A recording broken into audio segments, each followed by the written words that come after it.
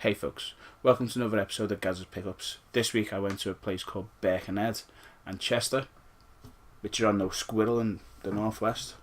The first thing I picked up is this really cool Spyro the Dragon. He's really fucking big. He has this ability to...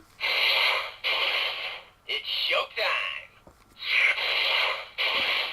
Bring it on! All fired up! Born to battle! You know, he's a Skylanders plush toy, but he's pretty cool. He's going to go in my plush toy collection, which is quite a big plush toy collection. But now, Spyro was possibly my favourite game that was on the actual original. Don't dare the dragon! Yeah, okay. It's probably my favourite game that was exclusive on the original PlayStation 1. And hopefully, in the upcoming PlayStation 1 mini that comes out, Spyro the Dragon will be on there, because it's a great game. It's probably the best game on the console. Anyway, now down to the games. First game of the day that I picked up was a PSP game. Now, I don't actually know much about this game, but it was £1 in cash converters on London Road in Liverpool. It's called Twisted Metal Head On.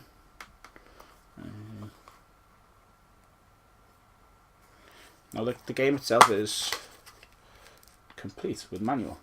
I'm quite happy about that. I don't know much about this game, as I said. It's got to be worth £1. It's got to be worth £1. Next game, I paid £4 for this in CX in Central Station in Liverpool. Now, it's a game that I already own on a different platform, but I own it on a 16-bit platform, and this is on an 8-bit platform, and it is Robocop versus the Terminator. I've never actually played the Master System version of the game. I'm quite intrigued as to seeing how much difference it is. The Master System really does a lot of things right. Its graphics are actually stunning. It was a really good console, so I'm hoping that that's a good version of the game. Alright then, next up is a game for the original Xbox, which my mate Glenn picked this up just before we met up in town, because he knew I didn't have it. I think he got it in, it looks like the British Heart Foundation. He paid $1.99 for it, and it's Jade Empire for the original Xbox. Now this game again is complete with a manual, and the disc's in really nice condition. It's the original Xbox game. I don't have it. I'm happy to add it to my collection. The original Xbox was a fucking good console, a very good console. Now when we didn't actually find anything in Chester. It's the first time I think I've ever gone to Chester and not bought anything. But on our way back we stopped off in a place called Birkenhead, which is a little thing across the river from Liverpool. I'm not sure if it's a city, town, hostel, I'm not quite sure. But yeah, there's a new video game store there that's opened, and for the life of me I can't remember the name of it because I didn't keep the receipt. The receipt stayed in my pocket and I think I binned it. Anyway, if anyone knows Birkenhead and knew where the old video game shop was there that shut down probably about a year ago, then this is like about 3 or 4 shops up from there. So, you know. Now, I didn't buy anything special from this guy. I picked up a couple of NTSC SNES games, which is, one's called Outlander. I have no idea if this game is good or bad. The picture on it makes it look like Mad Max. Remember what happened last time I thought I was buying a Mad Max game? Yeah. Mad Max, you dirty bastard. Me little shoes. The next game I picked up was a game called Street Combat, made by a company called IRAM, which mate Glenn said to me, you may as well pick it up. These were only £3 each, by the way, this and this, so £3. I'm not going to really bitch and argue £3 for an American NTS SNES game. It's called Street combat. Now, unfortunately, I've actually done a little bit of research on this game since I picked it up, and it looks really bad. So, it's a game I can get angry at, I think.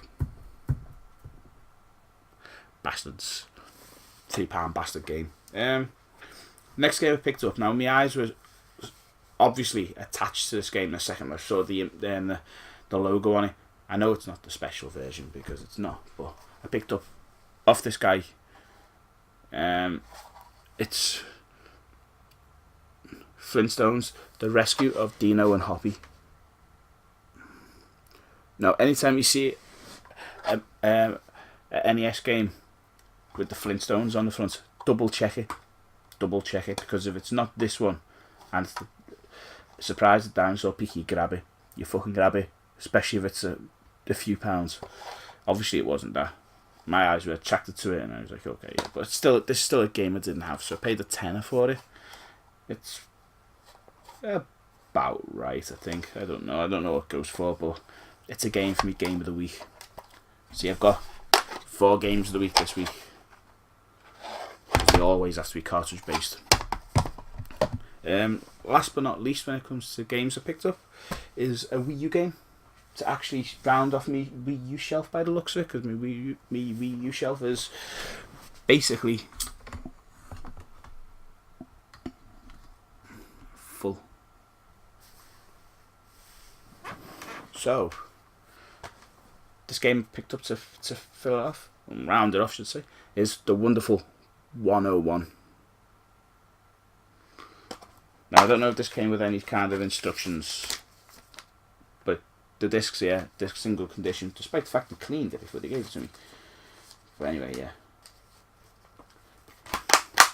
That's a game to round off my shelf. Boom. That's a full shelf of Wii U games. That's 48 games I have now on the Wii U. There's only a handful more games that I actually want for the console. Only a handful more that I want. I want some of the obviously exclusives, the ones that aren't going to come out on any other console, like Devil's Third. I want games like that. Even though they are shit, I still want them, because that Wii U collection's a pretty good collection. And in 10 to 15 years time, when the Wii U is in the same position as the GameCube was. Remember the GameCube? That console that people didn't particularly like. And I'm going to say it. People did not like that console in 2001, 2002. People were like, oh, the graphics aren't as good as the PlayStation. Oh, it doesn't save like the Xbox. Oh, it's just not as good. Nintendo have made a shit console here with shit games. And now all of a sudden, the GameCube's worth a fucking fortune, and everyone loves the games, and every fucker loved that console.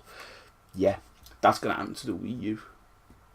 So I would say right now, if you can get your hands on a Wii U console, because Wii U consoles are now second hand around the £90 to £100 mark, boxed. If you can get your hands on a console, buy a console. These games, I'm paying peanuts for some of these games. They're great games, and in 15 years time, some of these games, because remember, if the console didn't sell well, those games definitely didn't fucking sell well. They're going to be worth a fortune. Buy yourself up some Wii U stuff. Buy it, because it's going to be worth a good chunk of money in the future. Plus, if you're a collector, you're going to hate yourself in the future for not owning those games. Well. Anyway, thanks for watching me Pickups video. I've been Gazz. This is my new couch buddy. It's showtime. New couch buddy with also Stimpy. The couch is getting a bit full.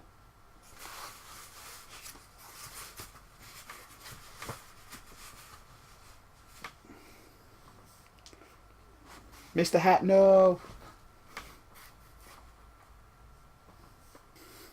Anyway, thanks for watching. Catch you next week. Hopefully when I have more shit to show you.